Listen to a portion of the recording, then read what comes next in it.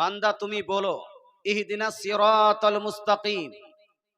আল্লাহ তাআলা নিজেই শিখাচ্ছেন, বান্দা আমার কাছে দোয়া করো এইভাবে, ইয়া রাব্বাল আলামিন ইহদিনাস সিরাতাল মুস্তাকিম। ইয়া রাব্বাল আলামিন, আমাদেরকে তুমি সঠিক রাস্তায় পরিচালিত করো। মুসলমান, আপনাকে বলতে চাই, সূরা ফাতিহার একটা নাম হলো সূরাতুদ দুয়া, দোয়ার সূরা। এই সূরাটি আমরা প্রত্যেক নামাজে, প্রত্যেক রাকাতে পাঠ করে থাকি। ইভেন যদি কোনো ব্যক্তি ইমামের পিছনে হয়, যদিও সেই ব্যক্তি এই সূরা ফাতিহা না পড়ে, তথাপি ইমাম যেহেতু পড়ছে তাই মুক্তাদিদেরও পড়া হয়ে যায়। মুসলমান, সূরা ফাতিহার গুরুত্ব অনেক অনেক বেশি মুসলমান। তবে এই আয়াতের মাধ্যমে আল্লাহ তাআলা আমাদেরকে সর্বদা দোয়া করতে বলেছেন, যেন আল্লাহ তাআলা আমাদেরকে সঠিক রাস্তায় পরিচালিত করেন। সম্মানিত মুসলিম সমাজ, সঠিক রাস্তা কোনটা? কোন রাস্তায় পরিচালিত হলে আপনার সঠিক রাস্তায় থাকবেন? সিরাতে মুস্তাকিম কি? তো সিরাতে মুস্তাকিম প্রসঙ্গে মুহাদ্দিসিন, মুহাক্কিকিন, মুফাসসিরিন, মুজতাহিদিন বলেন, সিরাতে মুস্তাকিম বা সঠিক রাস্তা হলো সেটাই যেটা আল্লাহ তাআলা আপনাকে কোরআনের মাধ্যমে দিয়েছেন, যেটা রাসূলুল্লাহ সাল্লাল্লাহু তাআলা আলাইহি ওয়াসাল্লাম নিজ হাদিসের মাধ্যমে দিয়েছেন। রাসূলুল্লাহ সাল্লাল্লাহু তাআলা আলাইহি ওয়াসাল্লাম নিজের ব্যবহার, ক্যারেক্টার, চলা ফিরা, উঠা বসার মাধ্যমে আপনাকে দিয়েছেন, সেটাই হলো সিরাতে মুস্তাকিম। আমার নবী, আপনার নবী, দয়ার নবী, মায়ার নবী, আকাই নামদার, মাদিনী তাজদার, আহমদে মুখতার, জনাবে রাসূলুল্লাহ সাল্লাল্লাহু তাআলা আলাইহি ওয়াসাল্লাম আজ থেকে প্রায় 1500 বছর পূর্বে ইরশাদ করেছিলেন। হাদিসটি সুনান তিরমিজির মধ্যে এক জায়গায় হাসান সনদে, আরেক জায়গায় সহিহ সনদে বর্ণিত হয়েছে। রাসূলুল্লাহ বলছেন, তাফতারিকু উম্মতি আলা 73 ফিরকা। মাই উম্মাহ will be divided into 73 groups. আমার উম্মতি 73টা ফিরকায় বিভক্ত হবে। 73টি ফিরকা হবে আমার উম্মতের মধ্যে। আমার উম্মত বলতে কাকে বোঝানো হয়েছে? হিন্দু, বৌদ্ধ, জৈন, খ্রিস্টান, ইহুদি, নাসারা এদেরকে না, না মুসলমান। আমার উম্মত বলতে এখানে নবীজি সাল্লাল্লাহু তাআলা আলাইহি ওয়াসাল্লামের উম্মতে ইজাবা, মুসলমান নামে পরিচিত যারা ব্যক্তি, তাদের মধ্যে এই 73টি ফিরকা বোঝানো হয়েছে। অর্থাৎ মুসলমান নামে পরিচিত ব্যক্তিরা 73 দলে বিভক্ত হবে। তার মধ্যে রাসূলুল্লাহ বলছেন, কুল্লুহুম ফিন্নার ইল্লা মিল্লাতান ওয়াহিদা। প্রত্যেকটা যাবে জাহান্নামে, বাট অনলি ওয়ান, একটা যাবে জান্নাতে। রাসূলুল্লাহ সাল্লাল্লাহু তাআলা আলাইহি সাল্লামকে জিজ্ঞেস করা হয়েছিল, ইয়া রাসূলুল্লাহ, 73টি ফিরকার মধ্যে যদি 72টি জান্নাত যেত তাহলে পরিচয়টা সহজ হতো, কিন্তু আল্লাহ তাআলা রাসূল আপনি বলছেন 73টির মধ্যে 72টি জাহান্নামে, একটা মাত্র জান্নাতে।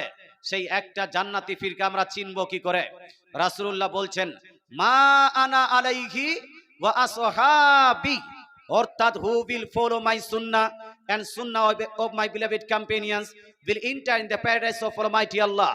রাসূলুল্লাহ বলছেন, যেই ব্যক্তিরা আমার সুন্নতকে এবং আমার সাহাবীর সুন্নতকে অনুসরণ করবে তারা হলো জান্নাতি ফিরকার অন্তর্ভুক্ত। জোরে বলেন সুবহানাল্লাহ। মুসলমান, আপনাকে বলতে চাই, সিরাতে মুস্তাকিম বলতে নবীজি সাল্লাল্লাহু তাআলা আলাইহি সাল্লামের সুন্নতকে অনুসরণ করা, রাসূল যা যা বলেছেন সেটাকে নিজের জীবনে বাস্তবায়ন করা, রাসূল যেটাকে পরিত্যাগ করতে বলেছেন, পরিত্যাজ্য বলেছেন, সেটাকে নিজের জীবন থেকে বাদ দিয়ে দেওয়া। কিন্তু মুসলমান, বর্তমান মুসলমানের পরিস্থিতি এতটা নাজুক হয়ে গেছে, এতটা অবস্থা খারাপ হয়েছে যে মুসলমান আজ সব থেকে আপনার দুঃখের বিষয় যে নিজের ইসলামটাকে চিনে না। না ইসলামের সংজ্ঞা জানে, না মুসলিমের সংজ্ঞা জানে, না আপনার ইমানের সংজ্ঞা জানে, না মুমিনদের সংজ্ঞা জানে। কোরআনের যদি সংজ্ঞা, কোরআনের যদি ডেফিনেশন কারো কাছে জিজ্ঞেস করা হয়, 99% মুসলমান নামে পরিচিত এই ব্যক্তিরা দিতে পারবে না।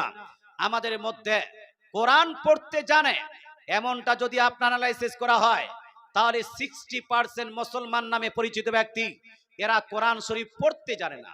আর যারা পড়তে জানে তাদের মধ্যে যদি শুদ্ধ কোরআন পড়তে জানে এমন যদি অ্যানালাইসিস করা হয়, তো 98% মুসলমান নামে পরিচিত ব্যক্তি শুদ্ধভাবে কোরআন পড়তে জানে না। আর যদি বলেন হুজুর কোরআনের তরজমা করতে জানে, এমন অ্যানালাইসিস করেন, এমন অ্যানালাইসিস করলে 100 এর মধ্যে 99.9% মানুষ কোরআনের তর্জমা জানে না মুসলমান। তো কোরআনের যদি তর্জমা না জানি, কোরআনের যদি ব্যাখ্যা বিশ্লেষণ না জানি, তাহলে কোরআন শরীফে আছে কি সেটা জানবো কি করে? মুহাম্মদ সাল্লাল্লাহু তাআলা আলাইহি সাল্লাম কি কি আপনাকে নির্দেশ দিয়েছেন সেটা বোঝার জন্য হাদিসের প্রয়োজন আছে না নাই? আছে। মুসলমান আপনারা কয়টা লোক হাদিস জানেন?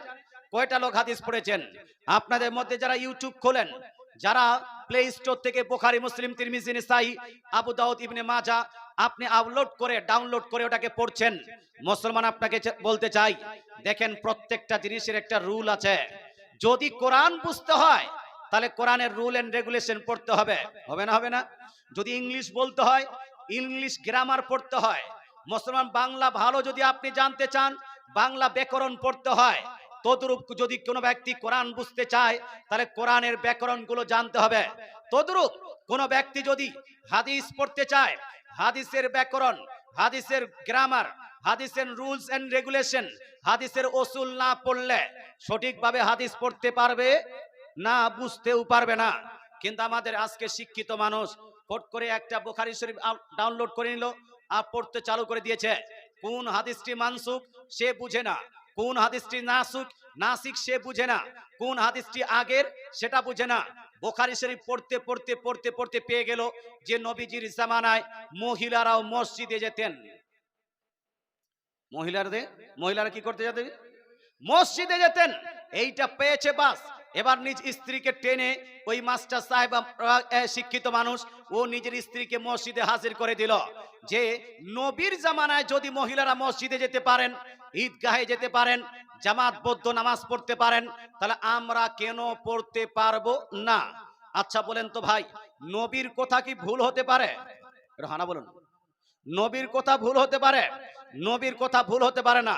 নবীর কথার মধ্যে কন্ট্রাডিকশন থাকতে পারে? কন্ট্রাডিকশন থাকতে পারে না, অপোজিট মিনিং থাকতে পারে না। মুসলমান আপনাকে বলতে চাই, আমার নবী, আপনার নবী, দয়ার নবী, মায়া নবী হাদিস কি বুখারী শরীফের মধ্যে সীমাবদ্ধ? বুখারী শরীফ শেষ আর হাদিস নাই? মুসলমান এমনটা নয়, বুখারী শরীফের মধ্যে সীমাবদ্ধ নয়। আপনার কি বলছে, ইমাম এবং মুহাদ্দিসগণ ইনাদের কাজ হলো নবীজির হাদিসগুলোকে সংগ্রহ করে একত্রিত করে সেটাকে কম্বাইন করা। ইমাম বুখারী সেটাই করেছেন।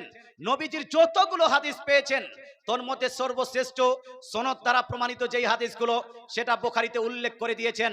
কিন্তু তিনি এই কথা উল্লেখ করেননি যে মহিলাদেরকে মসজিদেই নামাজ পড়তে হবে, বরং কয়েকটি হাদিস এটা নিয়ে এসেছেন যে নবীজির প্রারম্ভিক ইসলামিক যুগে মহিলারা মসজিদে যেতেন, মহিলারা মসজিদে যেতেন।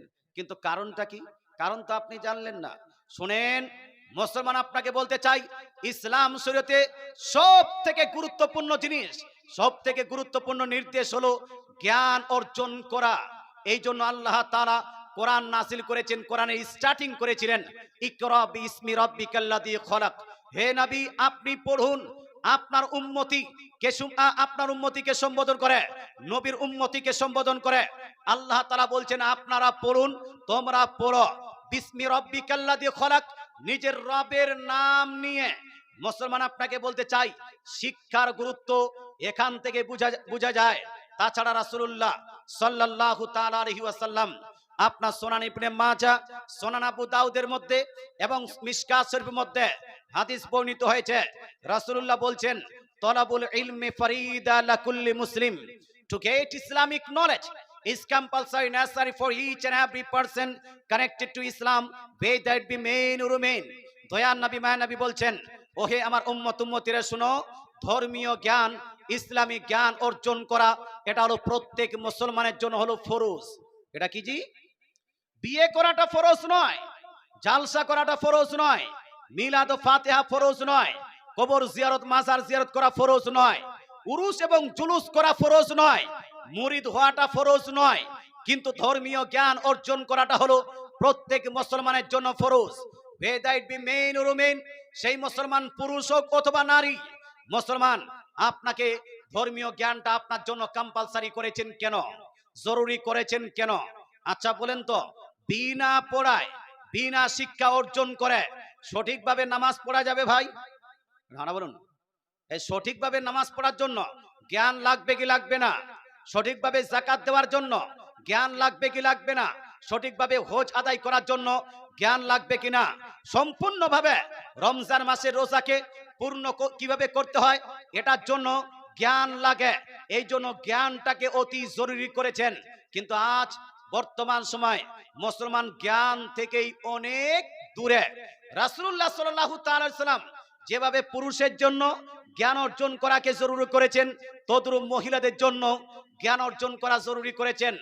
আজ বিভিন্ন জায়গায় মহিলা মাদ্রাসা পাওয়া যায়, যেখানে মহিলারাই শিক্ষকতা করছে, কিছু হয়তো পুরুষরাও শিক্ষকতা করছে।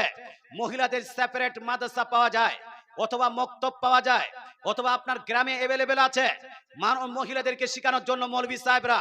কিন্তু নবীজির যুগে, প্রারম্ভিক ইসলামিক যুগে মহিলাদের শেখানোর জন্য কোনো প্রতিষ্ঠান ছিল না, মহিলাদের আলাদা করে শেখানোর জন্য কোনো মক্তব মাদ্রাসা ছিল না। এই জন্য দয়ার নবী মায়ের নবী বুখারীর কয়েকটা হাদিসে নবীজি বলছেন, লা তামনাউ আমা আল্লাহি মাসাজিদাল্লাহ, ওহে আমার উম্মত উম্মতিরা, হে আমার সাহাবায়ে কেরাম, তোমরা নিজ নিজ মহিলাকে, নিজ নিজ স্ত্রীকে, নিজ নিজ বেটিদেরকে মসজিদে আসতে নিষেধ করো না। মসজিদে আসতে নিষেধ করো কেন বললেন? তার কারণটা হলো সেখানে মহিলাদেরকে শেখানোর জন্য অনেক আলাদা কোনো প্রতিষ্ঠান নাই, আলাদা কোনো মাদ্রাসা নাই, একটাই প্রতিষ্ঠান, সেটা হলো মসজিদে নববী। আমার নবী, আপনার নবী, দয়ার নবী, মায়া নবী এই মসজিদে নববীতেই শিক্ষা দিতেন।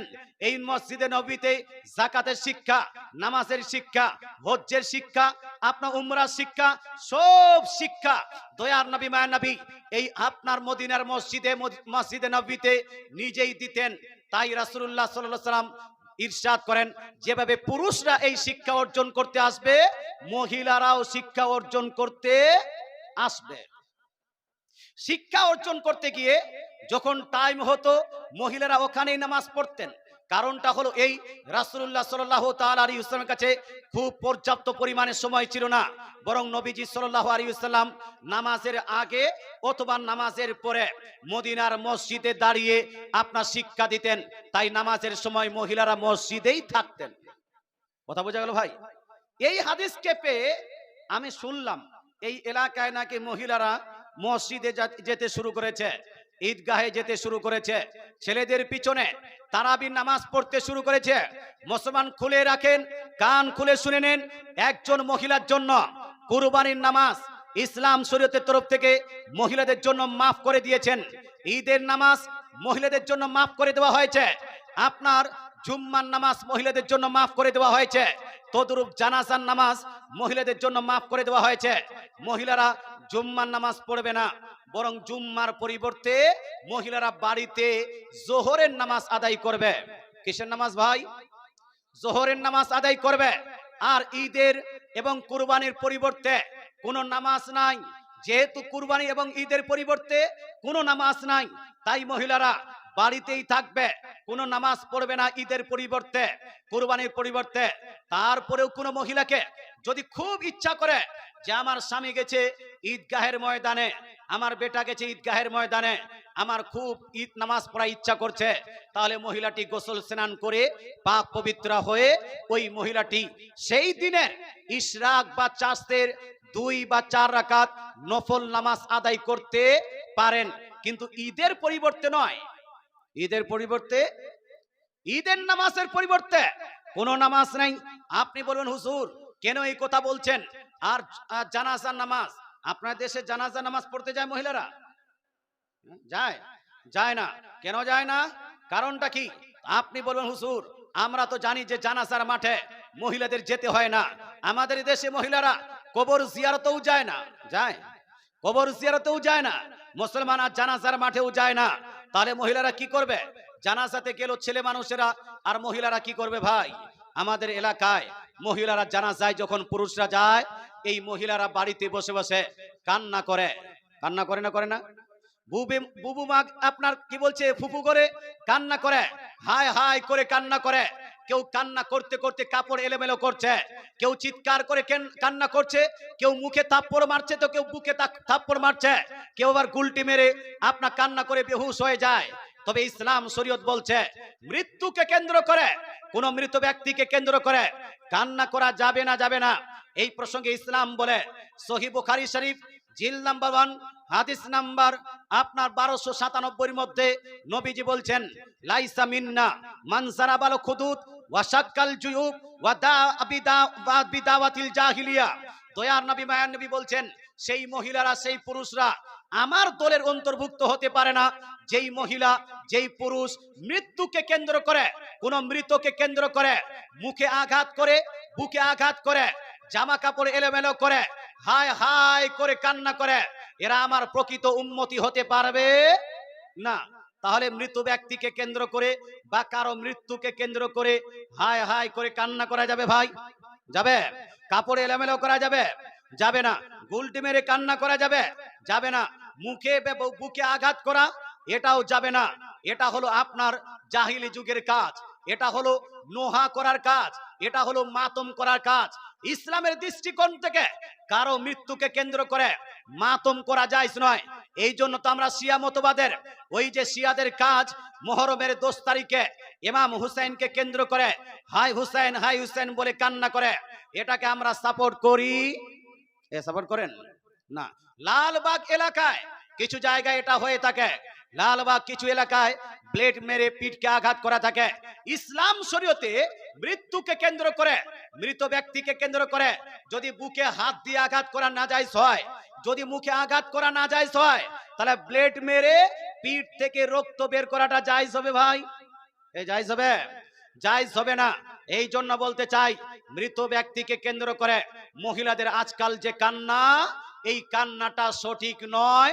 যদি কাঁদতেই চান তাহলে কন্ট্রোলে কাঁদতে হবে, যদি কান্না করতে চান তাহলে কান্না হবে, তবে অশ্রু ঝরবে কিন্তু চিৎকার হবে না। অশ্রু ঝরবে, আপনি ঘরের ভিতর থাকবেন, সবারই সামনে গিয়ে কাপড় এলোমেলো করতে পারবেন না, এটা আপনার জন্য জায়েজ নয়।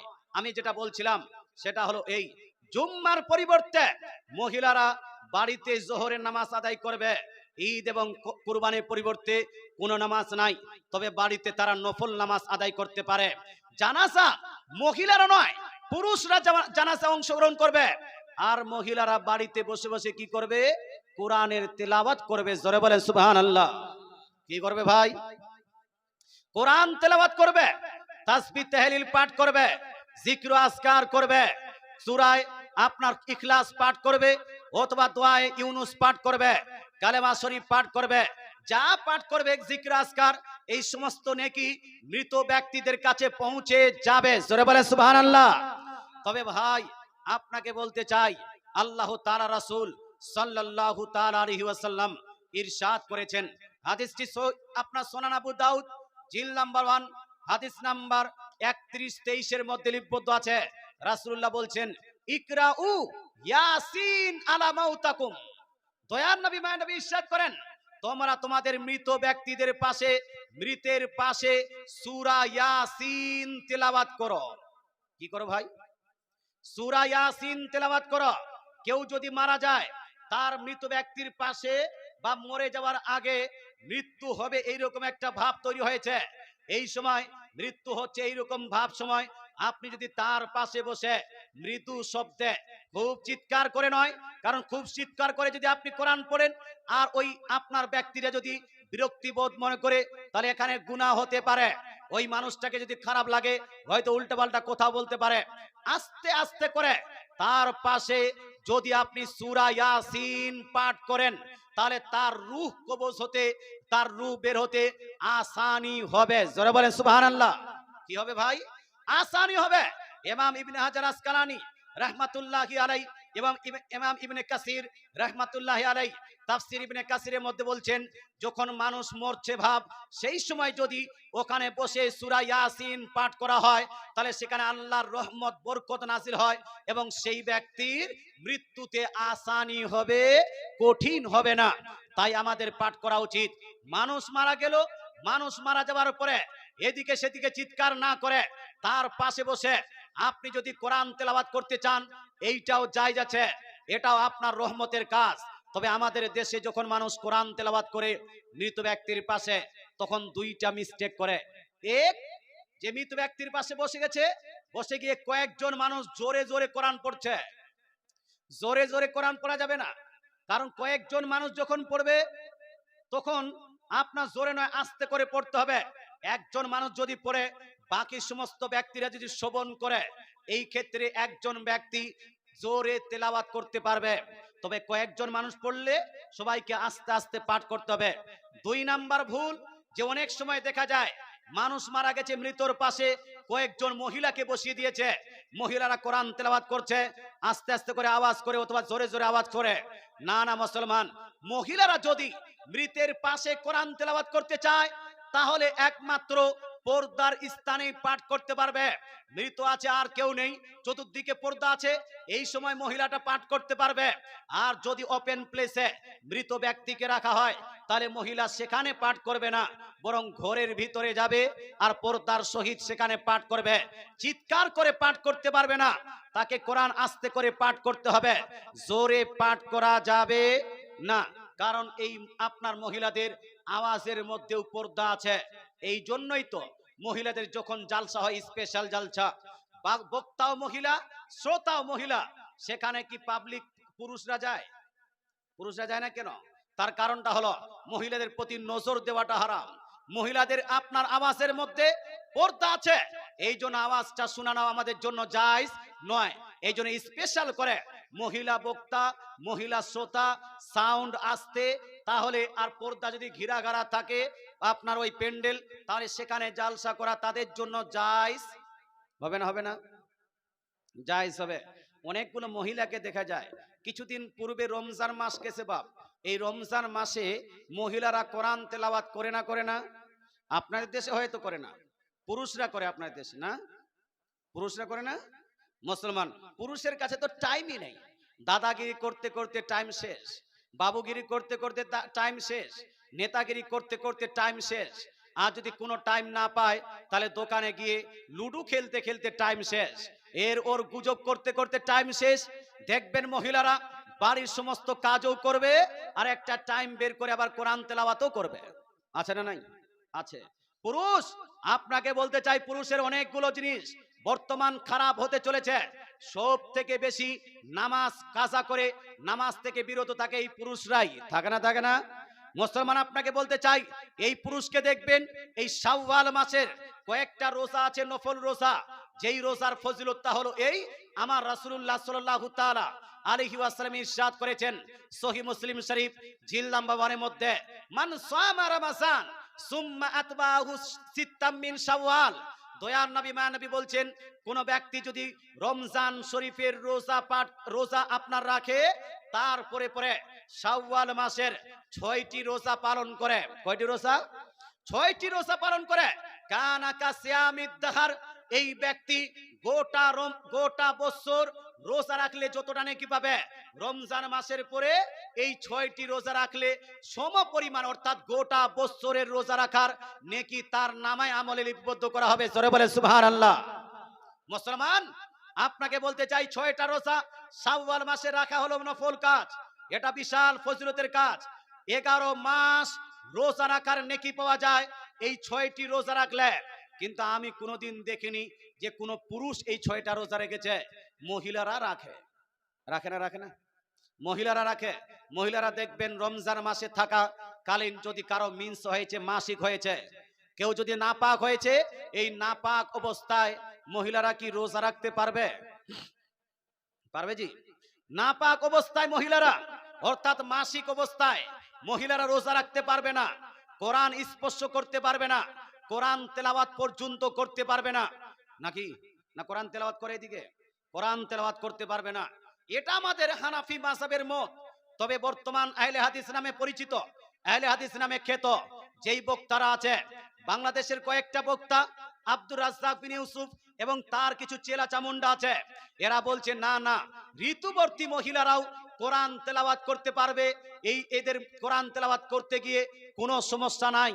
মুসলমান আপনাকে বলতে চাই, তাদের কথা মোতাবেক মহিলারা ওই নাপাক অবস্থায় কোরআন তেলাওয়াত করতে পারবে।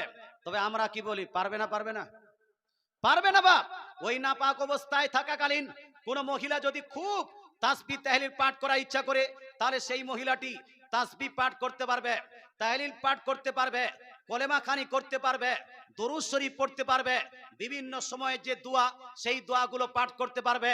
যেমন বাড়ির বাইরে যাওয়ার দোয়া ওটা পাঠ করতে পারবে, বাড়িতে এন্ট্রি করার দোয়া সেইটা পাঠ করতে পারবে, খাবার সময়ে দোয়া, খাবার পরের দোয়া এই দোয়াগুলো পাঠ করতে পারবে, বাথরুমে যাওয়ার দোয়া, বাথরুম থেকে বের হওয়ার দোয়া এই দোয়াটি পাঠ করতে পারবে, আয়না দেখার দোয়া আর অন্যান্য জায়গায় যে দোয়া আছে, ঘুমানোর দোয়া, ঘুম থেকে উঠার দোয়া এই দোয়াগুলো যদি ওই অবস্থায় পাঠ করতে চায় তাহলে পাঠ করতে পারবে। কিন্তু কোরআনের কোন আয়াত পাঠ করতে পারবে? পাঠ করতে পারবে? নবীজি সাল্লাল্লাহু তাআলা আলাইহি ওয়াসাল্লাম ইরশাদ করেন, হাদিসটি সুনান তিরমিজি জিল নাম্বার 1 হাদিস নাম্বার 133 এর মধ্যে লিপিবদ্ধ আছে, 131 এর মধ্যে লিপিবদ্ধ আছে। রাসূলুল্লাহ সাল্লাল্লাহু তাআলা আলাইহি ওয়াসাল্লাম ইরশাদ করেন, লা তাকরাউল হাইসু ওয়ালাল জুনুবু শাইয়্যাম মিনাল কোরআন আও আয়াতিম মিনাল কোরআন।